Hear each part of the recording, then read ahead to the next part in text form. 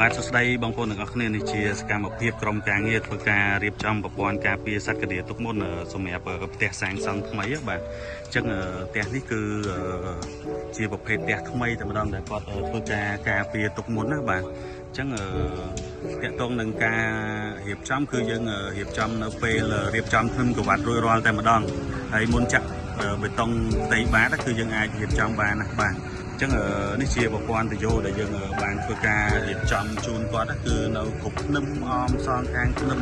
ក្នុងផ្ទះទាំងមូលតែម្ដងហើយបន្ទាប់ពីយើងរៀបចំហើយគឺយើងធ្វើការបាញ់ថ្នាំអញ្ចឹងនេះជាធុងថ្នាំរបស់យើងមានចំណុះ200លីត្រដែលយើងលាយថ្នាំ1លីត្រហើយយើងបាញ់40ម៉ែត្រការ៉េអញ្ចឹងផ្ទះនេះជាប្រភេទផ្ទះល្វែង5x20អញ្ចឹងគាត់ផ្ទះគាត់គឺត្រឹមនេះហើយខាងមុខនេះជាខាងមុខផ្ទះរបស់គាត់ក៏យើងរៀបដែរដោយសារគាត់មានស្តុកអីវ៉ាន់អញ្ចឹងវា100ការ៉េអញ្ចឹងផ្ទះនេះអញ្ចឹងយើងធ្វើការបាញ់ថ្នាំចំនួន3ដបបាទគឺវាឡើង120ការ៉េបាទអញ្ចឹងណាបាទអញ្ចឹងយើងបាញ់ទៅតាមចំនួនទោះលើសខ្វះតិចតួចអីធ្វើម៉េចឲ្យវាអាចការពារផ្ទះរបស់អតិថិជនបាន100%តែម្ដងអញ្ចឹងបាទ